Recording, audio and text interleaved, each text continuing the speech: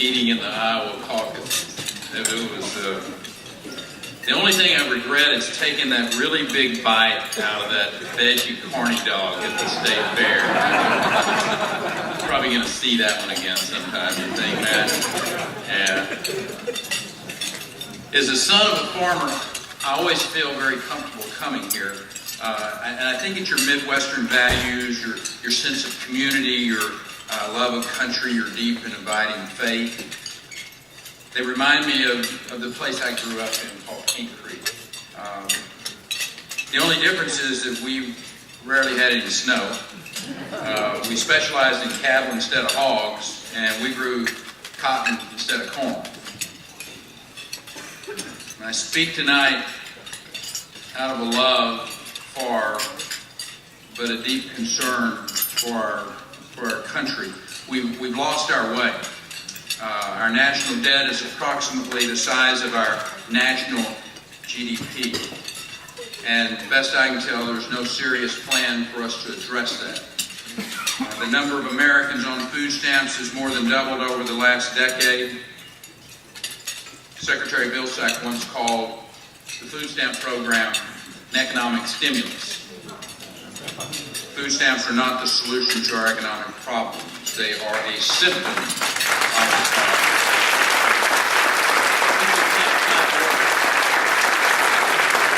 They can't find good work. They're confined to government dependence. Today we're watching this new national health care law literally unravel before our eyes. The president said no one would lose their health plan, except, of course, the millions of Americans who will. To quote Rush Limbaugh, next he'll be saying, if you like your guns, you'll be able to keep them.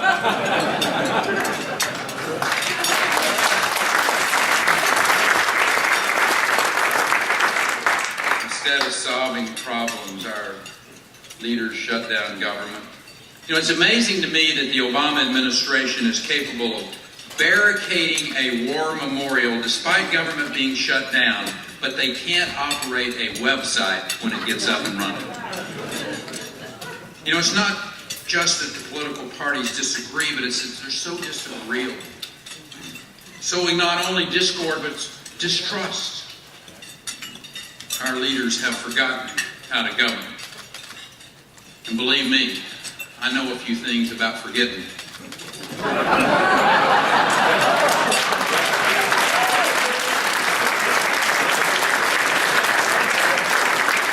When millions of Americans cannot trust the president about something so fundamental as their health care, health insurance, the damage is far greater than when a president parses the words and tries to tell us what the definition of is. If I may be so bold as to quote a t-shirt maker from Minnesota in a crowd full of Iowans, the NSA is the only part of government that is actually listening.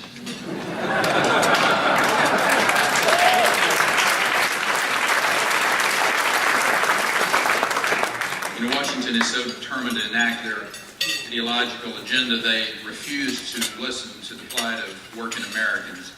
They don't care if people lose their health insurance because, in their estimation, the American people can't determine what level of coverage that they need.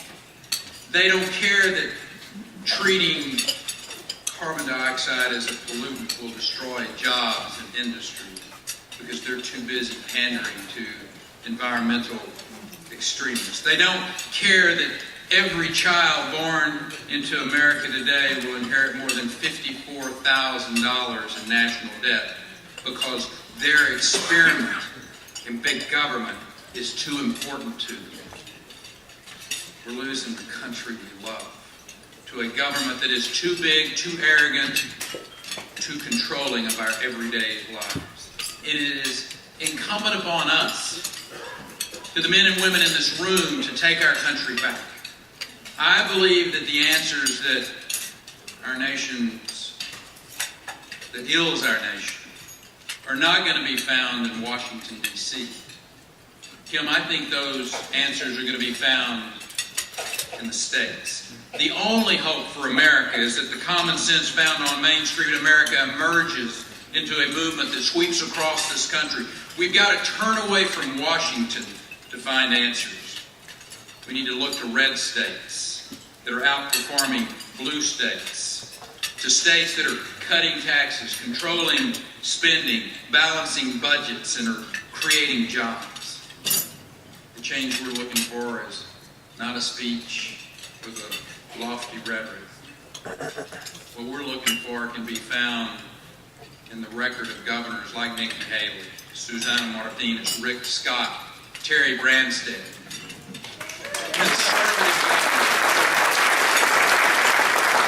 Conservative governors who are cutting taxes and controlling spending and investing in jobs. Governor Branstad signed the largest tax cut in Iowa history. It's no wonder Iowa has added 160,000 jobs and $7.3 billion in economic development projects under his watch. Yeah, I get up every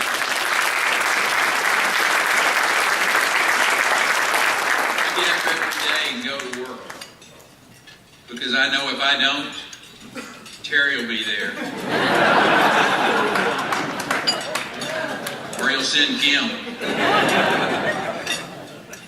He's a serious governor, making a real difference. Iowa's future is bright because of the leadership of Terry Branstad, and he has assembled an incredible team. And I will suggest to you his strongest asset is here with us tonight. Lieutenant Governor Kim Reynolds is a part of that Branstad Reynolds administration.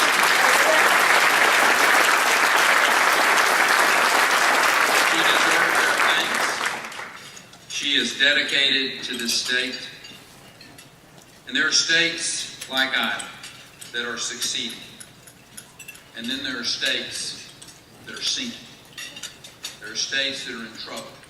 States like California, Illinois, California. There are states that are on the rise. Debt's exploding.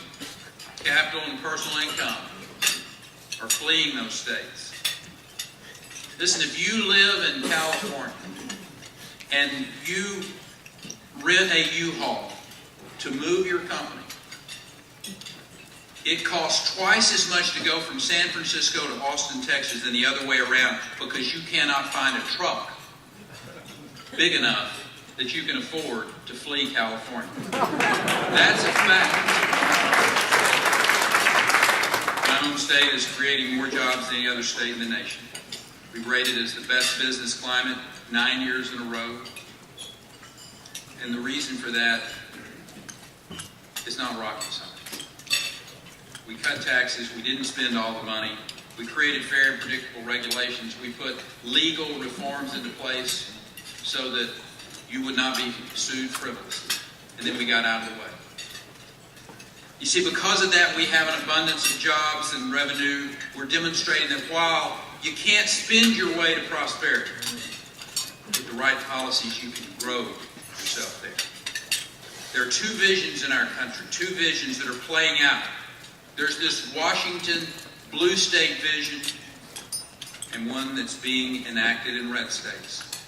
And the vision that wins out, whether the big government protectionist nanny state vision offered by Democratic leaders or the limited government, the free market, freedom-loving states that's offered up by Republican governors, they're going to determine the future of our nation.